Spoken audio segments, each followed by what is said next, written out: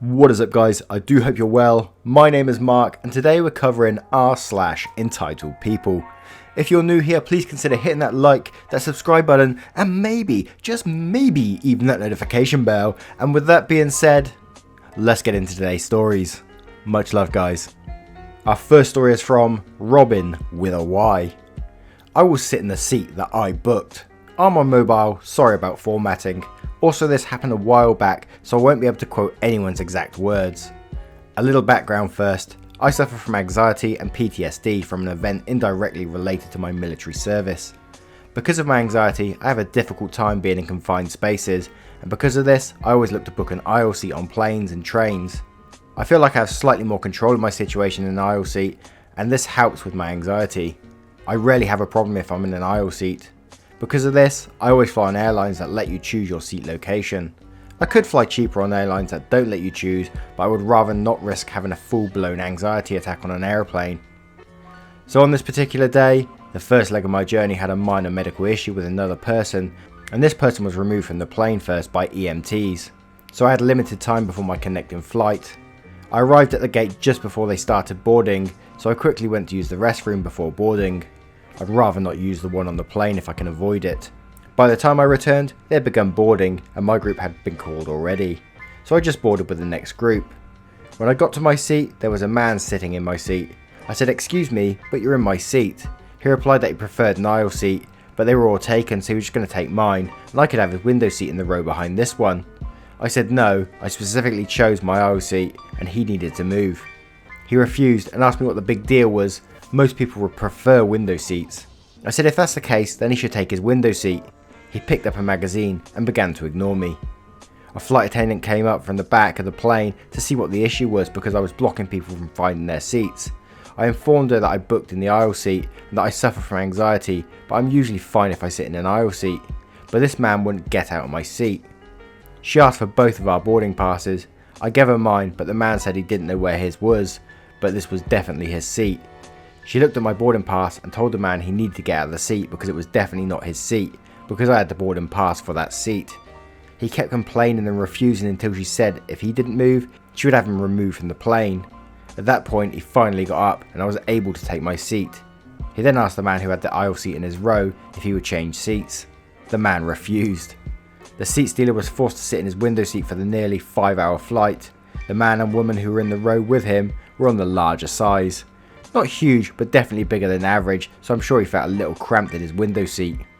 The couple in my row were elderly and both much smaller than the average person. They were delightful seat companions. I enjoyed chatting with them briefly before they dozed off. And a nice end to that story. God, I don't know why people would actually just go up to someone's seat and sit in it and then refuse to move when someone comes up to you. It's like, really? Our next story is from throwaway account.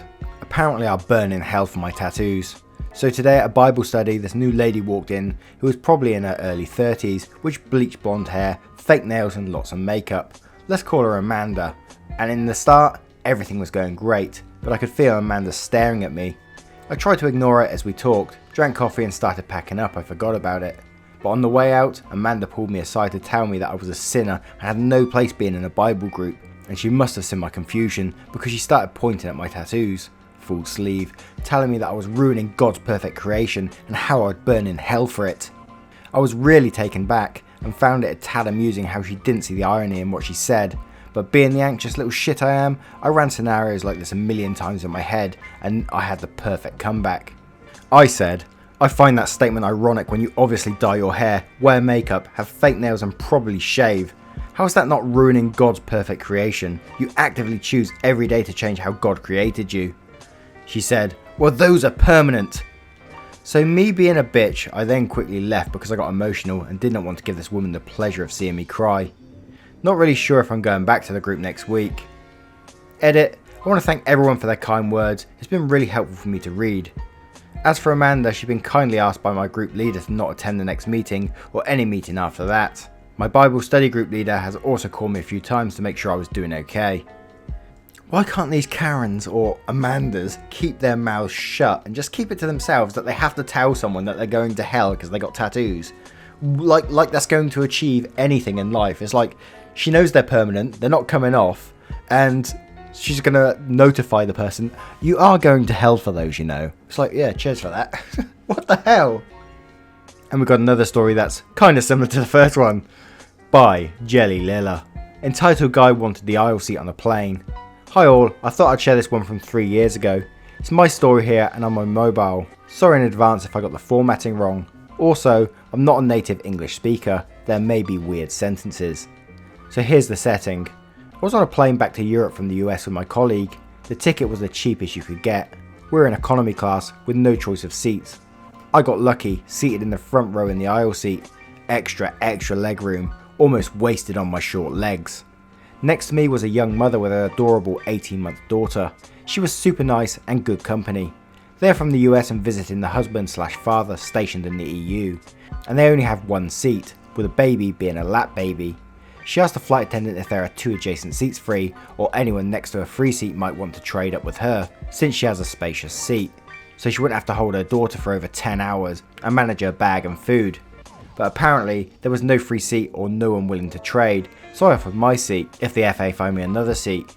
The nice FA didn't want to put me somewhere in the main cabin, or it was overfull already. She sat me in a smaller cabin, I'm guessing business class, in an aisle seat. Yeah, I got really lucky that flight. The mother was really overjoyed, although I clearly made the better trade. But here came the guy who felt entitled to the free seat next to him. I followed the FA up the aisle to the new seat, not fully registered luck, and just planted my behind in the instructed seat, and looked around me. Hey, I'm only used to overfilled cheap flights, it looked way nicer in the small cabin. I felt like a jungle guy coming to the city for the first time, like in Tarzan or those movies. The guy from the middle seat, hey, you can't sit there, I wanted to take it. Me, a bit flustered and understanding it's his seat. Oh, I'm sorry, I didn't know it was yours. The flight lady sat me here, she must have thought it was empty. Then the guy said, it's empty and I wanted to take it, you can't just come up here. I said, oh, the flight lady changed my seat around and put me here. I was going to offer him another change, since he clearly was grumpy and also paid extra for business, but the guy said, bullshit, go back to your place, and some other stuff about cheap people just taking seats. I can't get it all together. I may have looked like a touristy student. I still do, unless it's an important appointment for work. I said, it really is my seat now. Let me call the lady quick.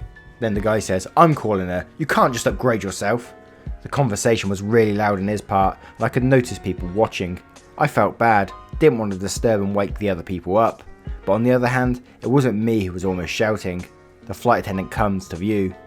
The FA says, sir, what? She just came up here and took the seat. I wanted it. Yes sir, I assigned her this seat. But I wanted it. You can't just take any seat, sir, looking at me and smiling. Enjoy your flight. The FA just left. She was kind, but handled it nicely. I could see the guy was unsatisfied. I tugged on the FA's shirt a while later, while getting some stuff to read from my bag, and offered to take another seat if it would make her life easier. She told me it's fine and to enjoy. Another passenger from across the aisle struck up a conversation with me, also telling me it's fine. No one was bothered by me. I mentioned to him that I originally wanted to offer the other guy my seat, but the FA probably wouldn't like it now. He laughed, especially since the other guy was intensely listening on our not so loud conversation. The guy did complain to us about how our loudness was disturbing his quiet, but the nice passenger just told me to ignore him and continued telling me about his work. The guy also complained later about my reading light. I guess he would complain about anything. Also, the baby was slumbering really sweet when I get back to get more stuff. She was an angel the entire flight. So this guy obviously had some sort of like superiority complex or something like that because he's up in the business class and he paid for it. What an arsehole. Our next story is from nthengineer. Entitled neighbour wants me to park my van down the street. I posted here before about a previous house I lived at. About 7 months ago I moved into a new, for me, home that is in a corner house. I met all my neighbours and all seemed fine. But over time I've come to learn that the older lady that lives next door seems to fit the bill for entitled. So I thought I would share one of the experiences I've had with her over the past few months. If I get a good response I'll share others. My wife is in a wheelchair, and as such we have a wheelchair accessible van. It's one of the big full size vans with an extended top. I park it in our driveway so that when it's raining, which it is here a lot, I can lower down the ramp and my wife can just drive a wheelchair through the garage into the van. Easy peasy. But shortly after I moved in, I had this conversation with my neighbour. Of course not word for word, but pretty close. Neighbour comes walking over when I'm out in my garage. She says hi, then starts in on this. The neighbour says, "I noticed you parked this big van, motioning to it, in your driveway." I say yes.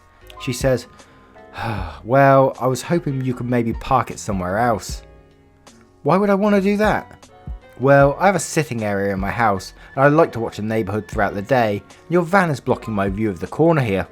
I said, "I'm sorry, but I'm not going to do that. My wife needs to be able to get in the van with her wheelchair." "Well, can't you park it in the street?" If I parked it in the street, and I pointed to the street in front of my house, my wife would have to go out in the rain in her wheelchair to load, which isn't something I want her to do. No, I was thinking you could park it in front of the house next to mine," and she pointed to the house 2 doors down, "or maybe on the side of your house so it's not blocking the corner." Before anybody gets on me about this not being true, this is 100% true. She even pointed. She literally suggested that instead of parking my van in my own driveway, to park it in front of a neighbour's house 2 doors down from me. I said, "I'm not going to do that. My wife needs easy access to the van."